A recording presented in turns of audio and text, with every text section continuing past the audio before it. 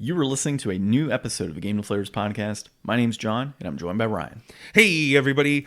This week we're talking about a console you should pick up, games you should play on it, and all this for under $150 in this week's Starter Kit Showdown.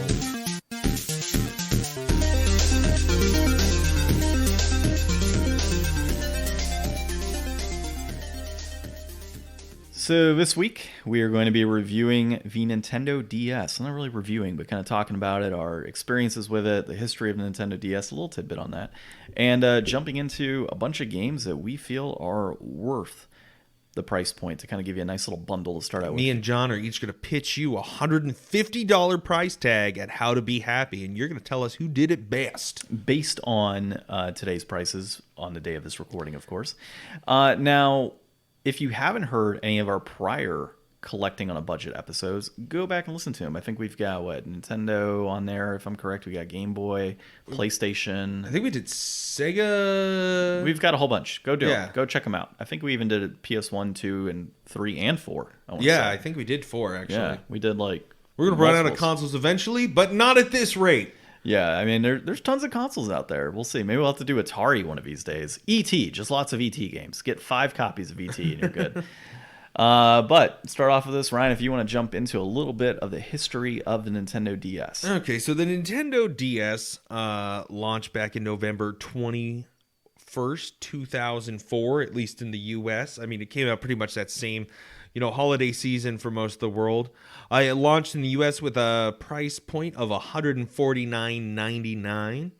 I did look up the entire launch lineup, but there was a bunch of games on there that weren't released in the U.S. So here's the U.S. launch lineup. We had Asphalt Urban GT, Feel the Magic XYXX, Madden NFL 2005, Metroid Prime Hunter's First Hunt, Spider-Man 2, Super Mario 64 DS, and the Urbz Sims in the City. I think that when the DS launched, people were really ready for it. People were really ready to see, a portable 3D centered console, beyond what we'd seen, we'd seen some minor 3D stuff kind of going on the GBA, but it was never really intended for this. And then getting that, Super Mario 64 in your hands, and then, the integration with touchscreen, this was pre-iPhone, The iPhone wasn't out yet. People wanted the DS to have this touch interface, and I think it really did a lot for moving technology forward in that way and getting a whole generation kind of adapted and ready to go for it. I mean, stylus Palm Pilots had been a thing before, and I think, the flip to close and just everything's on pause, power saving mode. The stylus, it really felt like as a kid, this was my first console that was a piece of tech. It wasn't just a toy. A Game Boy always was still kind of a toy. And this had a lot more going on with it, I think. And I think that it changed a lot. I mean, it's one of the best-selling consoles of all time. Well, yeah, and then coupled with the 2DS and the 3DS and the new DSs, DS Lites, all of that stuff, coupled together, it has been the most successful handheld in history. Okay, Nintendo DS family, 154.02 million. Yep. That's just under the 155 million for the PS2. Yeah. So, I mean, Nintendo's always been king of mobile-based... I mean, not... mobile has a whole different connotation now. Yeah, it does. Portable gaming. And, the Nintendo DS really showed their dominance of that space. I mean, when the PSP came out, I mean, it just... domestically here in the US could not compete against the numbers that Nintendo put out and the quality of the properties. There's so much shovelware garbage on the DS, but there's also a lot of really tight, good stuff. Well, and I think I brought it up in the past. I went from Game Boy Color to Game Boy Advance SP, then to the Nintendo DS Lite, because I didn't actually own a regular DS. I went to a DS Lite immediately. But, a huge part of that for me, and one of the reasons I got into that was just a backwards compatibility function. Being able to play both your DS games and your Game Boy Advance games was like a huge thing for me back then. And I agree with you, man. Like the tech, it was new, it was fresh. It did have like the power save type feature, the ability to flip it. There wasn't, I think, the PSP at that time was actually having dead pixel issues on their screens. So they ended up having to release like the future versions, like the PSP like 2000, 3000 after the fact. So even I was like anti PSP back when this game system came out. So yeah, I mean, that's just from a history standpoint. I think that it really revolutionized how we look at handhelds nowadays, and was of course a precursor to things like the Wii U and the Switch, and having that like see mobile the design experience. aesthetic from the DS, how it carried forward and really set Nintendo up for a whole decade's worth of improvements and stuff. Like I had every DS. I think I had the original DS. I definitely had a Lite. I definitely had an I definitely had a launch 3DS. I think was my last DS that I have. I never got one after that, but like the evolution of it to go from like, I mean, the first one, I know I said, felt like a first real tech. Like the first one, still very toy-like. It had like, I always remember the blue one and the red one. They're bulky, and they had like the two-tone with like the silver and then the red or the blue. But like once you got into like the DS Lite, and it was just that, white, clean lines, smooth edges, and then like something about the way that teal looked on the DSi and the camera on the outside. I mean, they really started to become something. And I mean, they're always so good at advertising in magazines. I always remember like the PSP magazines where it was like a different colored PSP for everybody, and it was a stylish thing. But like, I feel like the DS later, I mean, like, especially when you would see somebody who was like, an adult, and then they open it sideways because they're playing Brain Age, and it plays in like portrait mode instead of landscape mode. And it's like, wow, that's a sophisticated piece of tech you got there, man. Nowadays, not so much, right? Yeah. But I know there's nothing elegant about pulling out a Switch. Yeah, that's true. Now it's a whole different aesthetic. It's just how big can we get the screen? Oh my god, yeah, that's very true. Actually, dude, like my phone is like stupid size. So I guess history of the console. For me, like I said, I jumped into the DS Lite directly, not the regular DS. I never got a DSi. I don't even think I own a DSi still. And then jumped into like the 3DS later on, which would be another episode actually for us to talk about collecting on a budget for 3DS. But as far as this game was concerned, that was in 2006. What, the 3DS or the Lite? The Lite, yeah. So you were a couple years in by the time you got in. Yeah. So a lot of games already available at that point. I didn't do like a ton of buying. Like I bought the few games I would play on there. Like I think I had Final Fantasy whenever that was released on the console. I want to say New Super Mario Bros. I got Sonic as well. And you know what? Now that I think about it, it wasn't even 2006 that I picked it up. I picked it up much later on because it would have been at the game shop. So probably about 2011 is when I actually picked up my first DS and really started to play. Yeah. So, dude, like handhelds kind of... I didn't even buy a PSP till later, like way later. Like I don't think I got my PSP until after that console. I definitely got PSP at launch. I think I got 3D or the Nintendo DS at Christmas. You know what it was? Is my sister had a DS when I was in high school. And so we would buy games, and when my sister wasn't playing, we'd play on hers because my brother and I just didn't want to buy one because we were playing PlayStation 2 and PlayStation 3. So there was no point for us to buy one if our sister did. So she would go to sleep in the car on the way home, and my brother and I would like take turns playing games. And so I remember, though, there was a number of times where we would like forget everything, like our games, and we'd be playing Cooking Mama on there, just like enjoying that. And even that was fun, dude, just playing stuff like that on that console. But that's what we did like throughout those early years of a DS. We'd play her console. I think my brother ended up getting one at some point. But I predominantly played via the Game Boy Advance at that point because I had a lot of other games that I enjoyed, like Golden Sun and what was the other one? Final Fantasy Tactics Advance. Yeah. So those were games that I consistently played on my console. And then we split time on the DS itself. But yeah, so I've got a number of the games like on my list are actually games that I had picked up over the years, as well as when I worked at the game shop. And not to get into it just yet, but I picked those up specifically because I was teaching at the time after college. And so there were times where there were breaks. Like you would go to high schools and some of the high schools had an hour and a half break and I'm sitting there doing nothing. Yeah. So it was like, I got to have something. So I bought a number of games I would just play at the school or during breaks when the kids were off at recess or lunch or whatever it may be. That's what I did. And so I specifically bought a DS at that time to be able to do things like that. Yeah. So yeah, that was my history with it, man. And even today, there's some games I'll play occasionally on the DS, but I don't play it too often just because I just frankly don't have enough time to like sit back and play a handheld, even though I play on my phone all day, which is kind of interesting. Maybe I should play a DS. Maybe I should dive into some titles. What do you think about like what the DS brought as far as, like you were saying, you know, you'd forget your games and you and your brother would still have fun playing Cooking Mama, but like Cooking Mama, Nintendogs. I guess Nintendogs to some extent, Brain Age, I guess maybe to some extent like Professor Layton.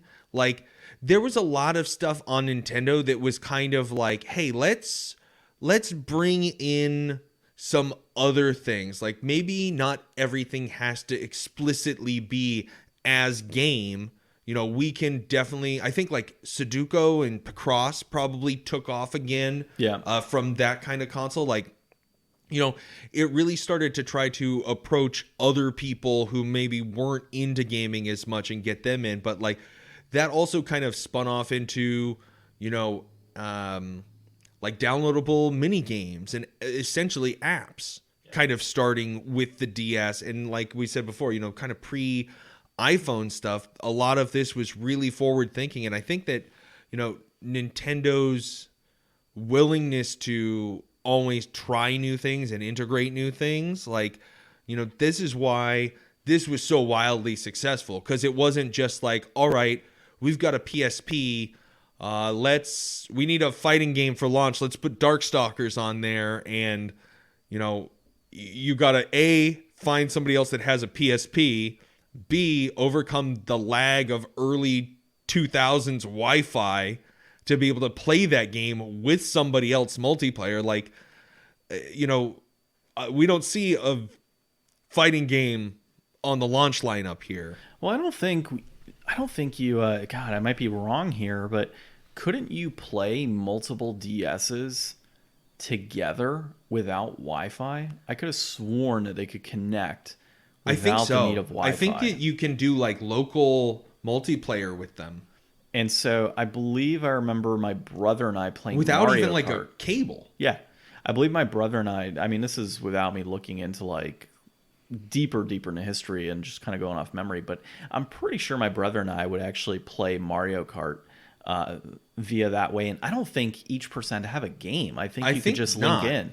Yeah, I think you were able to just link in directly. As long as you were connected, you could play in that person's game as I think you do Shy that Guy. Star Fox too. I don't remember Star Fox doing that, but we didn't have it. But I think you would play as Shy Guy, if I'm correct, and you would just race in Mario Kart, and we would do that too. Because my brother, he did eventually get a DS, so that's how that worked out. Yeah, I eventually got my first Wi-Fi. Did you ever have like the little white Nintendo Wi-Fi stick? No, never got one. Yeah, we never had Wi-Fi at our house. Like at the time, like it was still really new. So I was like, you could go to the store and get this like thing that you just plug into your computer and it puts your internet in the air so that you could hook your DS up. I think I even used it for my Wii maybe when that launched too. But it's like, you know, in some ways Nintendo's always been so behind the ball on online stuff, but they've always been so like creative on getting people connected. Like, I mean, they tried their hardest to get you and 4 friends and 4 Game Boy Advances and a GameCube and 18 cables all into a room together to play one mediocre multiplayer game. Yeah. And then they were like, okay, we're going to scrap all that. You don't even need a game. Just bring your console. Your friend's got his. You guys can hook up. We don't even know what Wi-Fi is, but here's this. It's like, how did that same forward-thinking Nintendo get so behind the ball moving forward? They just never evolved past friend codes. Yeah, I think that's part of like Nintendo historically was always one of the most innovative companies out there. But I think you're right. I think they have kind of dropped the ball over. They've gotten complacent, I feel. Like the Switch, yeah, the Switch is cool, but is it anything super unique? Not really, because it's basically a Wii U that can go into dock mode and get off of dock mode. Yeah. You know, like it's not super innovative when you think about it in that respect. The Joy-Cons, I mean, they already were doing that with the Wii, you know, with the controllers, and obviously it's a different, you know, methodology, being able to like use the controllers. You don't have to have the infrared set up and everything, but you know, there's a lot of things that have been done historically, like, you know, VR type stuff. If when they did Labo, like, is Labo innovative? No. I mean, it's literally cardboard boxes. It's innovative. Yeah, it's stupid. It's not even cool. Yeah, dude, it's so poor selling. Like, it's just terrible. I wonder if like sealed Labos are gonna go for like a lot of money in the future. Probably. Same because with, they're like, not gonna hold up well. Like, you're not gonna put it together and then be able to resell it for very much. Yeah, I can see them going for a lot of money down the road. But, you know, We screwed up, John. I do think that they are, yeah, maybe. We both screwed up because they were on like Invest in discount. cardboard. Invest in cardboard. Yeah, cardboard's going up. Stock's rising. I think overall, though, you know, they have kind of lost a step over the years, and we'll see, man, with their next console, what happens. But So what are some like standout titles? yeah, for me, God, man, Cooking Mama, of course, is like top of the list on standout titles. Like, I remember playing that a lot. Nintendogs is a standout title for me, as dumb as it may sound. Mario Kart DS for sure. And I'm trying to think of a couple others. Obviously, Pokemon. I mean, we had the yeah. first real good remakes with Soul Silver and Heart Gold. But you know what? I know, actually, you know what? I think I lost my Pokemon pedometer a couple years ago because I was still using it every so often. Those were great. But see, I wasn't playing Pokemon. So I stopped playing Pokemon, you know, as we said several times in here. I stopped playing at Silver. Oh, I So- played a lot of the DS ones, and I still own them. And even though they're the ones that I've probably like not played the least, because all the newer ones I've played less. Yeah. But Pokemon really came into itself as like, you know, the art evolved and the expressiveness evolved, and they added more types and they grew the world. Like, there was a really good time for Pokemon on the DS, and I feel like it plateaued there and then never kept going until, I mean, Arceus is out next month. We'll see how that goes. Arceus. Whatever. Arceus, because it's Arc and Chaos. Yeah, dude, I actually need to pick that one up, oddly enough. I really want to play that. But, you know, Nintendogs, like I said, Cooking Mama being another one. I wouldn't count Pokemon for myself because I just never really played Pokemon back then. I personally had a few exposures to things that I'd never really played before elsewhere, like Resident Evil Deadly Silence, the remake of RE1 for DS. That was something I'd never played, a RE game, and you know, I checked that out. I didn't get very far. I don't think I really liked it very much. Maybe going back now, I would appreciate it more. Yeah, that's the thing. Like, a lot of those games I just didn't appreciate back then, or just still don't like, you know, the visuals of it. But New Super Mario Bros. Would be another one, and then Mario Kart DS would be another, like a fourth, like standout titles, ones that I like actually played. I could probably say Mario Party on there, because my sister actually ended up buying that, so we did play some Mario Party quite a bit, and it's good. It's just not like playing it on the N64 to GameCube. Obviously, it's a little different. I never played Castlevania until I played Castlevania Dawn of Sorrow on Nintendo DS, and I really dug that game. I mean, that got me into Castlevania. I haven't played like a ton of Castlevanias or anything. I don't know where I've got this idea, like I'm this big Castlevania buff, but like I like the genre a lot, and that's what really got me into it. They had there were some really good releases in a lot of franchises on the DS that really, like, I mean, Phoenix Wright is a huge thing now, you know, and like people love that on DS. Let's see. I mean, we already talked about like Brain Age and like some of those more utility type games. Well, let's dive into, you know, the games that we would consider Our to be show like, now. yeah. So I'm kind of curious, like, where you landed on yours. I'll start really quick because I got my list like handy dandy right in front Would you of go me. for your console first? So my console actually went with the Red Mario limited edition DS Lite. So oddly enough, that was sitting at about $30. So Okay. 31.25 exactly. I actually think I went over a little bit here, but it can be give or take. If you can take $1 off here and there on these, you'll be fine. I also went complete in box. So I see Really? Ryan went loose. We flip-flopped. It's interesting because we didn't this wasn't premeditated. So we just kind of I don't believe in box for mobile games or portable games, just because like I figure you're always going to have a case. You're going to have your games in your case with you. I mean, obviously, if they're at home, you'd prefer to have them in cases. And we've got the first portable gaming console with like actual like plastic little chips, basically. Boxes. Yeah. Everything else up to this point had just been cardboard disposable boxes. Yeah, and see that's where I flip flop with you, because when it came down to like Game Boy Advance, Game Boy Color, and Game Boy, there were plastic holders that you could buy for your loose cartridges, so they're stackable, so they're easy to organize. Whereas with the DS and the 3DS, I always need to be complete because I don't like my cards being thrown all over the place. Or in like all those little organizers, and you got to open up every one of the organizers to find out where the games are. Yep, absolutely hate it. So when I pick up loose DS games, I make custom cases. I print out custom cases, cut them to size, and throw them in DS cases. Yeah. They're not the right cover art, or they're like alternate cover art and stuff, but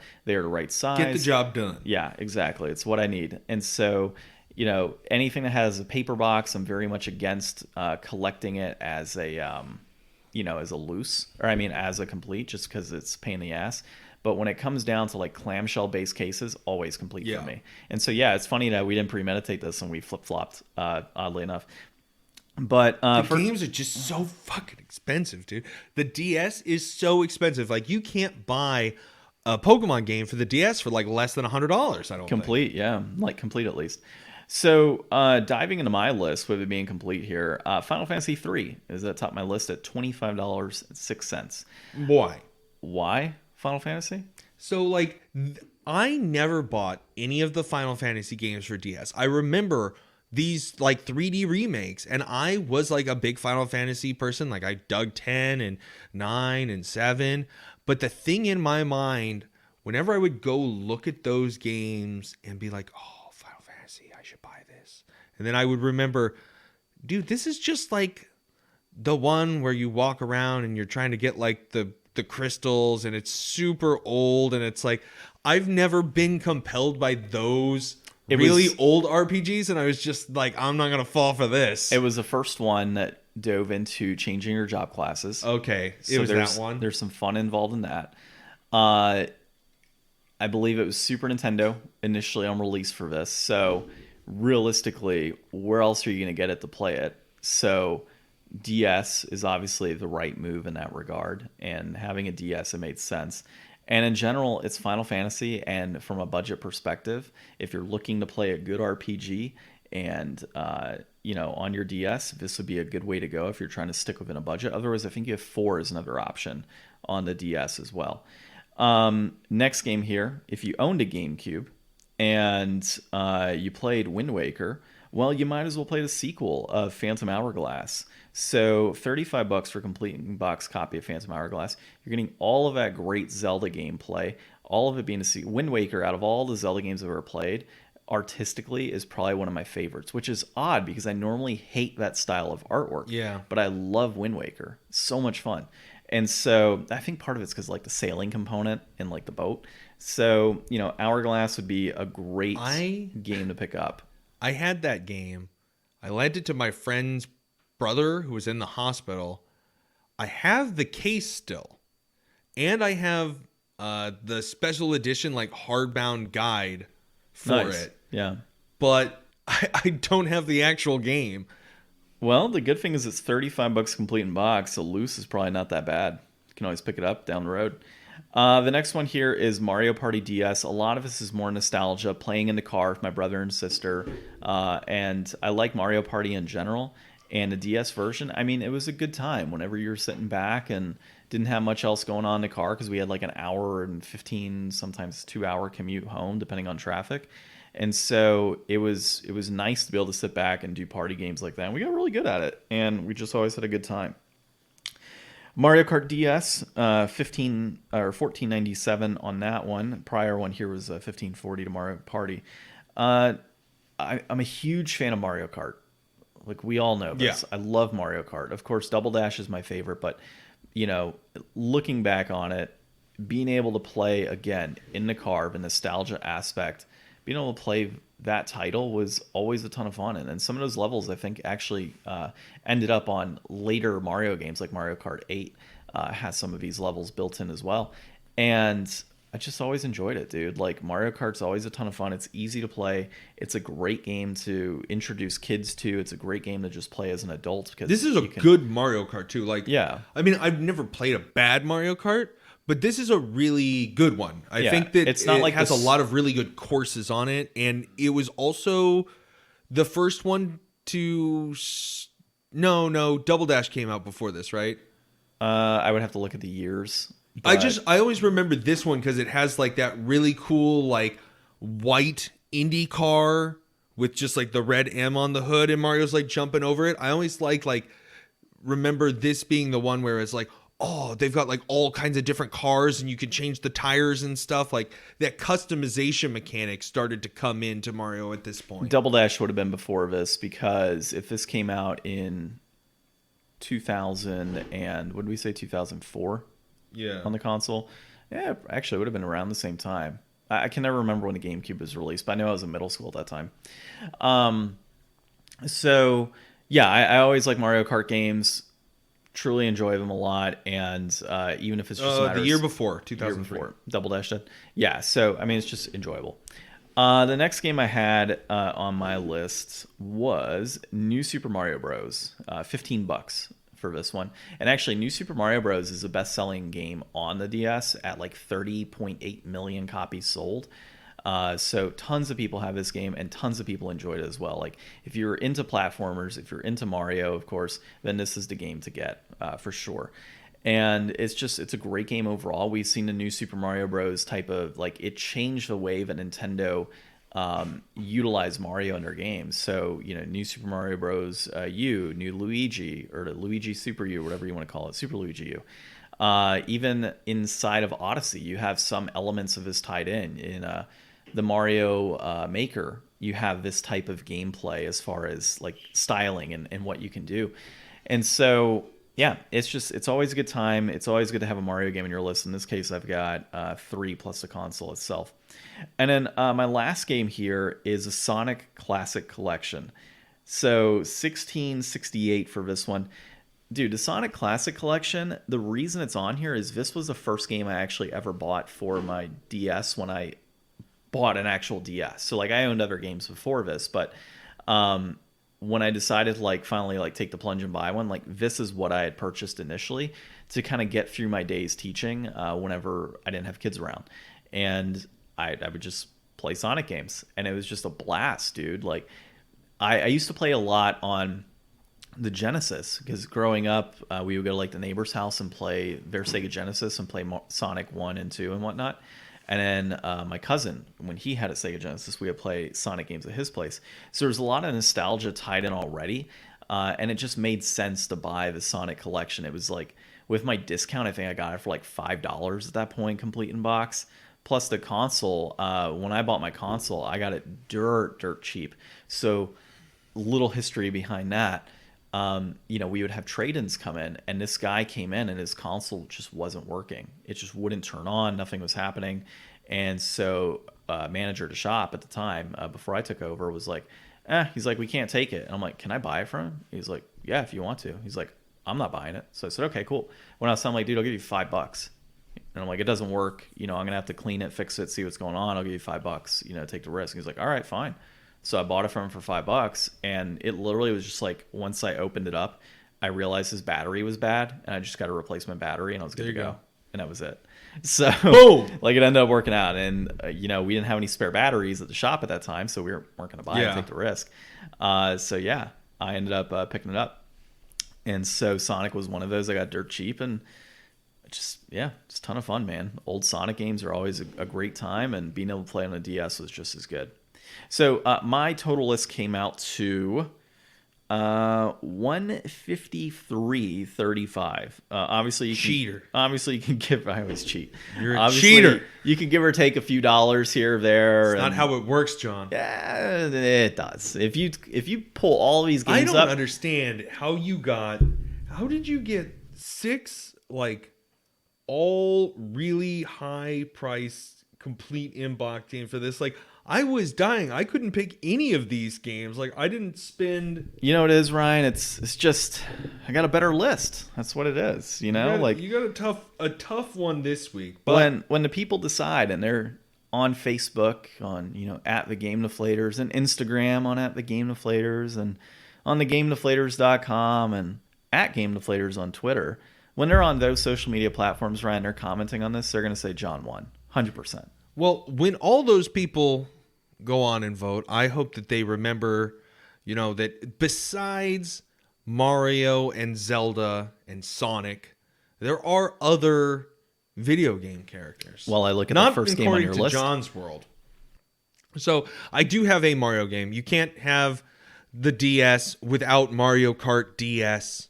It's just an auto include, so I definitely put that on here. Loose 1047. I went a different route for the RPG, though. I always like to have a diverse list with a little bit of something for everybody. I went with Golden Sun Dark Dawn.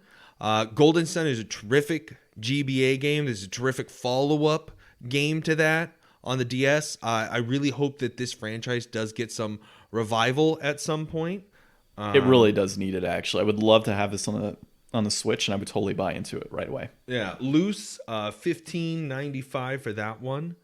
Next up, I went with Animal Crossing Wild World, $18.12.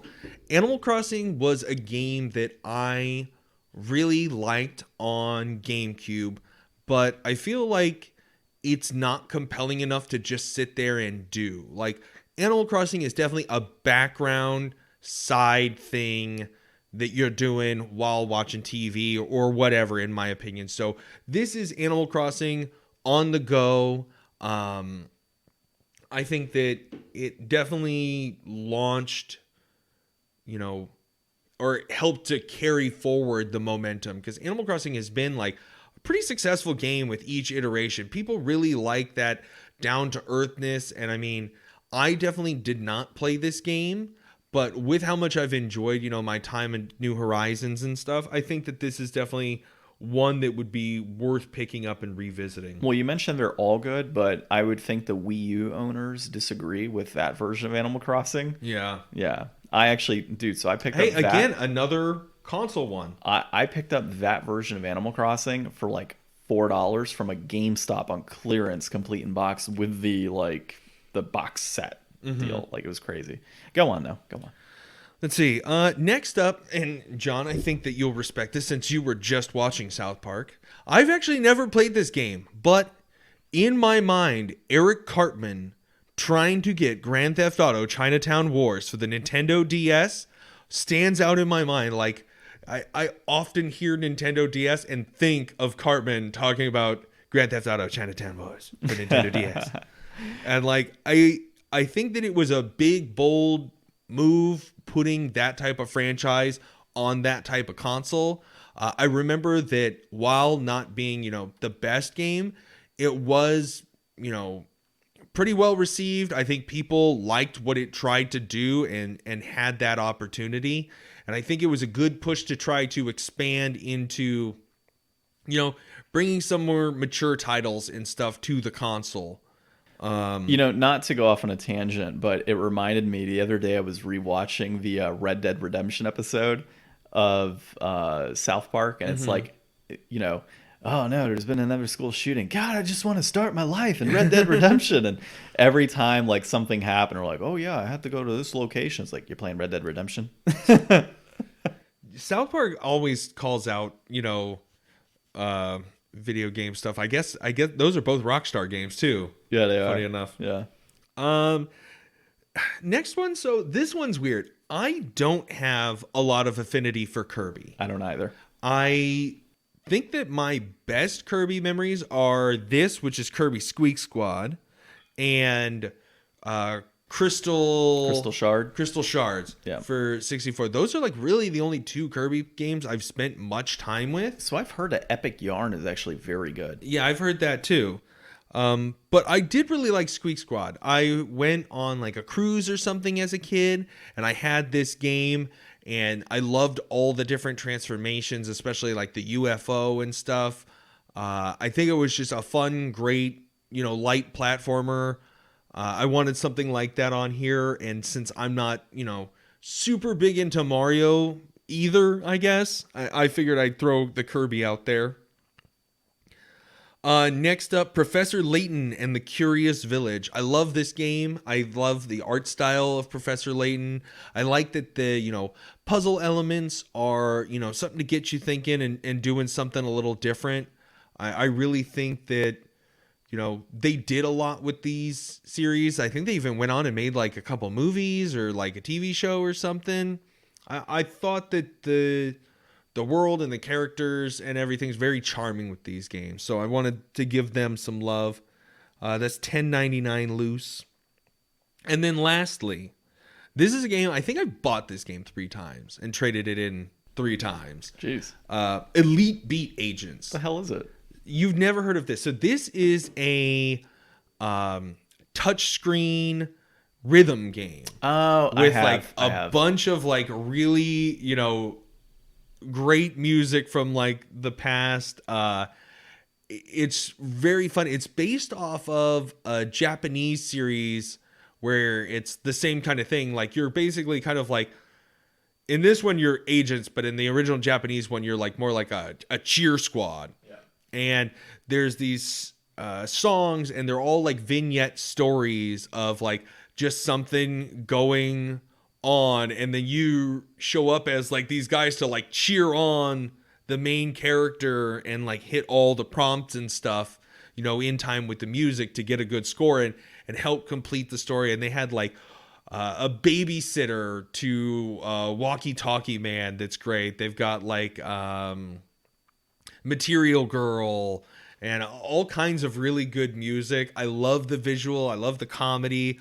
I do like rhythm games, and this is a really, really fun one. Like anybody who has a DS, I can't recommend this game enough. Like it's absolutely a must-have for everybody. It's only $13.70 loose. Like this is a game that I always remember seeing at Target for $5 on the clearance aisle, and I should have bought every copy of them and given them away to people. Nice.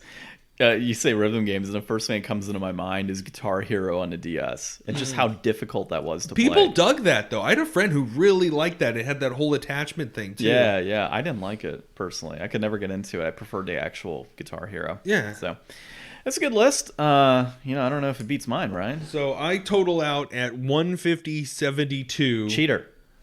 So I guess if you just say that the DS Lite isn't an even $40, I'm fine. Yeah. Okay. Sounds Dude, good. I can't tell you how many times I'm going through these lists and it's like, man, I need 50 cents.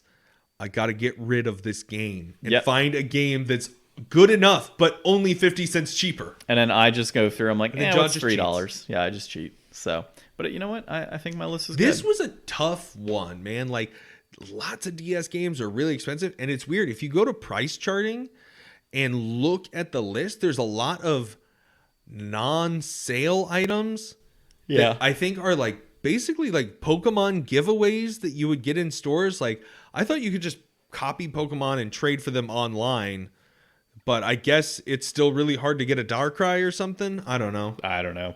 And before anybody comments and are like, oh, use price charting. Well, price charting is actually pretty accurate. I know some people like use other, like Game Eye, I think is one of them that people are using now. You can use whatever you want. I mean, we're setting a budget. We're using everything from the same resource, so we're going with that. Obviously, your mileage may vary. Yeah, exactly.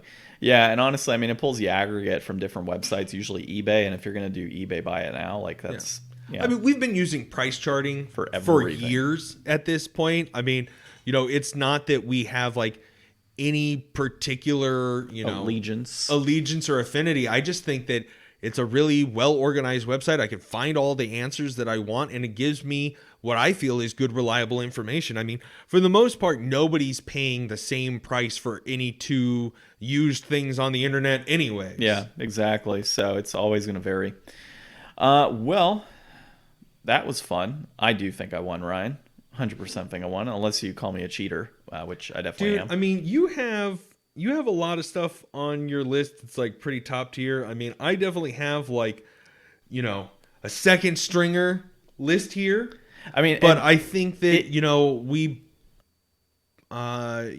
both covered certain areas, some of us more than others. Well, obviously. and if I decided to go loose, I could pull all of those games I had on there and more. Get some more. Yeah, I know. That's the thing that's crazy. Like, I got 7 games here. You got 6. And you had a $35 game. My most expensive game was $20.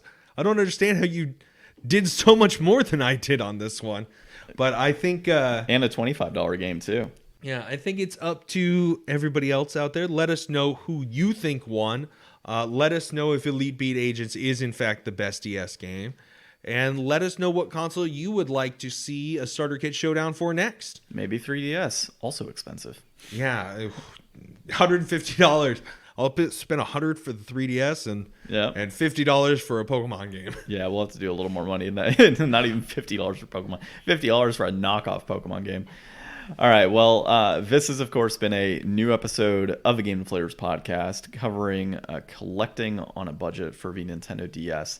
My name's John. I'm Ryan. And thanks for listening.